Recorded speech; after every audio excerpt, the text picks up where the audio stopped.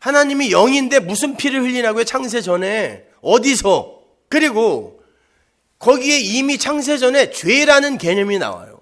역사가 생기기도 전에, 아담이 태어나기도 전에 죄가 있었다고 하는데, 그것 때문에 어린 양이 피를 흘렸다고 하는데, 그 죄는 뭐냔 말이에요, 도대체가. 피조물이 생기기도 전에 하늘에 있었던 그 죄라는 개념은 뭐길래 어린 양이 거기서 십자가를 이미 지고 죽었다고 하냐고요.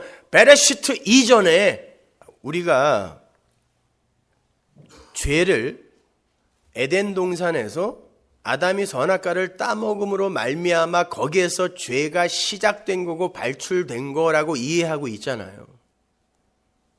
그런데 베레시트 엔 아르케 이전에 죄가 있었다는 거예요. 그리고 그것 때문에 어린 양이 죽었대요. 십자가를 졌대요. 하나하나 한번 풀어보잔 말이에요. 오늘 본문은 한 사람 아담으로부터 죄가 들어왔다 그래요. 그건 원죄의 교리를 뒷받침하는 중요한 구절임과 동시에 대표의 원리를 설명하는데 자주 쓰이는 구절이죠. 개혁신학은 거기에서 죄가 시작되었고 그 죄는 우리 모든 인간에게 전가된 거다 이렇게 주장해요. 그래서 우리가 원죄, 오리지널 신을 갖고 있는 거다 이렇게 이야기한단 말이에요. 그 교리에 의하면 죄는 아담에 의해서 창조된 것처럼 보이죠. 어찌됐든 거기서 시작됐으면 그가 창조자예요. 피조물은 죄도 창조 못해요. 그 어떤 것도 창조할 수 없어요. 피조물은. 그렇다면 죄라는 건 누군가로부터 주어진 거예요. 오늘 본문을 보면 아담을 도구로, 한 사람 아담을 통하여, 도구로 하여 죄가 세상으로 들어왔다 그래요. 어디에 있다가 들어온 거란 말이에요. 시작됐다라고 하지 않는단 말이에요. 어디에 있다가 들어왔다 그랬단 말이에요. 한 사람 아담으로부터 죄가 세상에 코스모스, 우주에 들어왔다 그래요. 그런데 아담이 도구가 되어서 어떠한 사건을 저지름으로 해서 이미 있었던 그것이, 누군가로부터 준비된 그것이 슬그머니 들어왔다는 거예요. 그건 이미 의도가 되어 있다는 뜻이에요. 그래서 오늘 본문이 아담을 도구로 디에노스 안트로푸라고 기록을 하고 있는 거예요. 그냥 아담은 통로였을 뿐이에요. 누군가가 죄를 집어넣어야 되는데 통로가 없어요. 그래서 아담이 도구로, 통로로 사용된 거예요. 그러니까 아담만 죽일 놈 그러면 안 되는 거예요, 여러분. 아담은 그냥 통로로 사용된 거예요. 그러니까 바꾸어 말해서 그들 피조물이 죄를 창조해낸 게 아니라 하나님께서 무언가를 설명하시기 위해 준비해 둔 어떤 개념이에요. 죄라는 건. 하나님은 아담을 도구로 사용하셔서 의도적으로 죄를 세상에 풀어버린 거예요.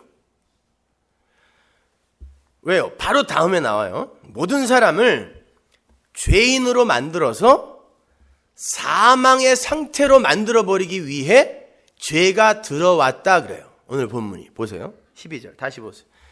이러므로 한 사람으로 말미암아 디아예요. 죄가 세상에 들어오고 죄로 말미암아 역시 디아예요. 죄도 도구예요. 지금요.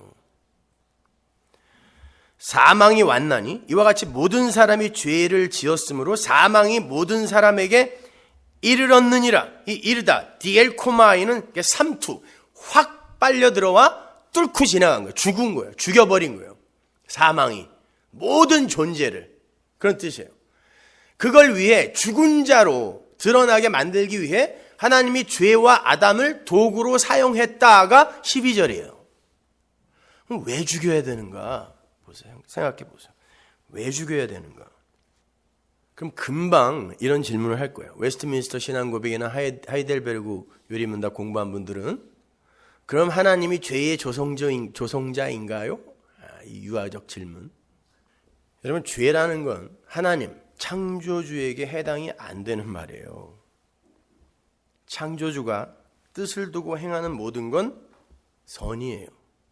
그걸 인간이 선악과 따먹고 자기들의 선악 구조, 도덕과 윤리와 사회법에 의해 이건 죄인데 이건 아닌데 이렇게 하나님까지도 판단하는 게 이 세상이에요. 지금요. 누가 그걸 죄라 그랬냐고요. 아니 한번 곰곰이 생각해 보세요. 여러분 우리 왜 씻어야 돼요? 더러워서? 더러우면 안 돼요? 근데 그걸 누가 더럽다 그랬습니까? 그리고 모든 인류는 왜 물로 씻어요, 그거를? 이런 것들이 우리가 만들었다고 생각하세요? 결정되어서 우리에게 주어진 거예요. 그렇게 우리의 선악 구조로 하나님을, 그러니까 죄라는 것을 이렇게 판단을 하기 시작하면요. 사무엘에게 너 가서 거짓말해 라고 하신 하나님은 죄인이에요. 너네 가나안에 들어가서 아기까지 다 죽여. 그 교살이에요. 살인 교사. 죄인이에요, 하나님. 그러면 라합에게 너 나라 팔어. 죄인이죠. 역적이죠, 그건요. 하나님이 다 시킨 거 아닙니까? 근데 성경은 하나님은 죄와 관계없는 분이라 그래요. 점도 없고 흠도 없다 그래요.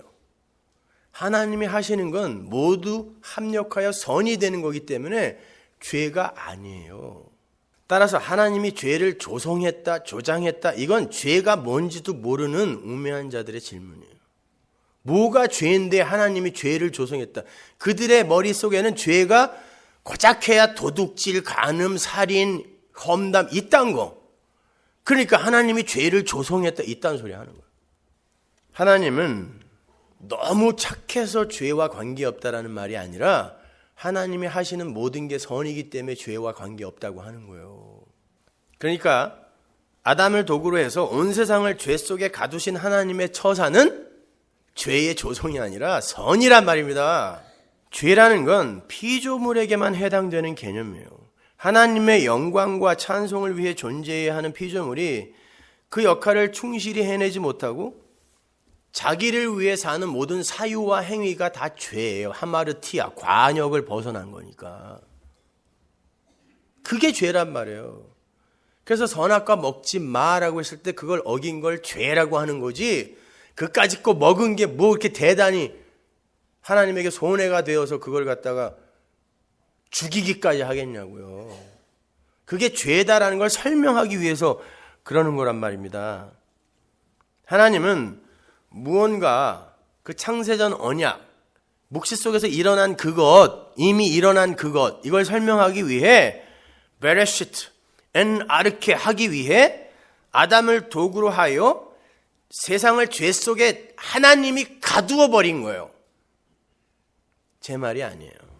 갈라디아서 3장 22절 보세요. 그러나 성경이 모든 것을 죄 아래 가두었으니 이는 예수 그리스도를 믿음으로 말미암은 약속을 믿는 자들에게 주려 함이니라.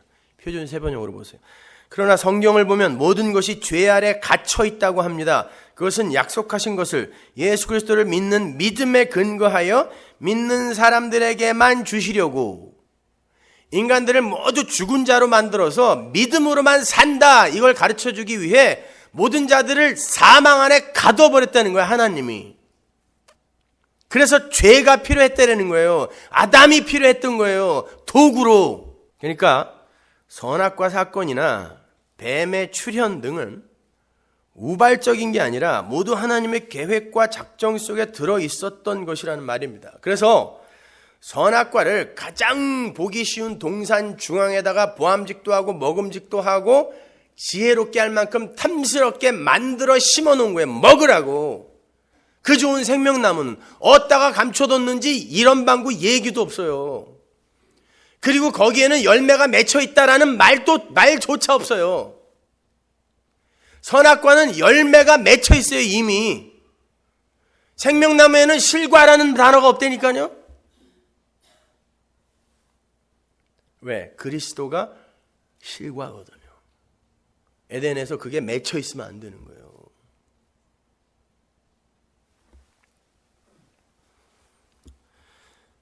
그래야 완전한 하나님이죠.